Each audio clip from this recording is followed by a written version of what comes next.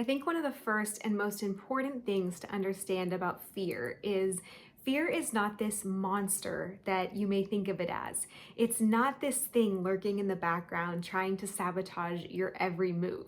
Now, it can if you let it, but at the end of the day, I think it's important to realize that fear is more like a friend that's trying to just keep you safe. Fear is your body's way of making sure that everything stays in homeostasis because when you encounter something new, it kicks in all these emotions and all these chemical reactions in your body that are different. And they're not necessarily bad, but if your body's main job is to keep you safe and keep you regulated, then it's always going to try and put you back into a place of homeostasis. And that's what you know and what's familiar. And that may not be right for you when it comes to chasing your dream, but it is what your body knows how to do to just keep things at baseline, standard level with no surprises. So I think if you can think of it on the one hand like that, where you're like, this is just my body trying to help me out. This is my body just trying to protect me, but I've got to move on anyway, then it helps, I think, even relax your nervous system to know this may be uncomfortable for a little while, but it's okay.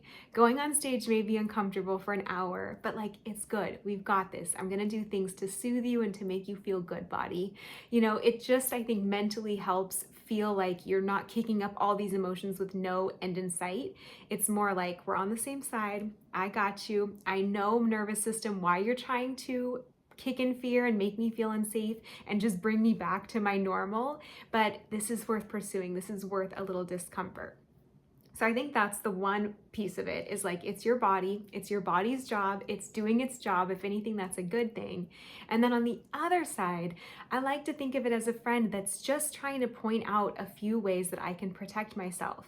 So if you're thinking of starting a business and your fear is saying, what if you lose all your money? What if you have to go back to your 9 to 5? What if you go bankrupt? That's really just your fear trying to keep you safe from financial ruin. That's actually a good thing, right? Like, it's trying to be a friend to you and just protect you. So it's not so much that you can't then go start a business, but it's like, okay, if that's a fear that I have, how can I safeguard myself financially so that I feel a little bit safer taking action despite fear? Maybe you can pick up a side hustle. Maybe you can bolster your savings account. Maybe you can make a financial plan so you know how much you have every month before you're going to be like, okay, we need another backup plan here. So it's really not about like believing the fear necessarily, but it is about heeding its wisdom, and seeing if there's a way to work with it. If you have this dream to be a keynote speaker all around the world and your fear kicks in saying, are you crazy? Like, no one's going to want to hear what you have to say. You'll be ruined. You'll be canceled. Like, all these things, right, that come up when we are about to become more public facing. There's a great mini course that complements this, all about shining, if you're interested in that. But instead of believing the fear and stopping your big dream, maybe instead just think about what is the fear trying to show me here? It's trying to show me I feel vulnerable. It's trying to show me I feel unsafe and unprotected when I'm going to be so public and so big and have judgment potentially thrown at me. So then you know what to work with, right? Like, how can you feel safer doing that? Can you always have a friend that you call at the end of something to debrief? Can you get a therapist to just hold all those big emotions?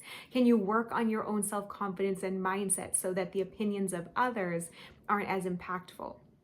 In all of these scenarios, fear is trying to help you. It's really trying to protect you. It's trying to keep you safe. It's not trying to sabotage you unless it's misread and misguided. So I think that's the first big mindset shift that I want you to try on, is just the next time you feel fear, think about, okay, is this my body trying to protect me? And if so, how can you give your body a little love and say, thank you, I am so appreciative, but I got this. And on the second hand, what is the fear trying to protect you from, whether financially, socially, emotionally, anything else? And think, okay, that's interesting. Like, how can I pay attention to that and make myself feel a little safer and more protected in this scenario, based on fear's guidance, but not fear's ability to stop you? So think about that, and there's some worksheets below to help.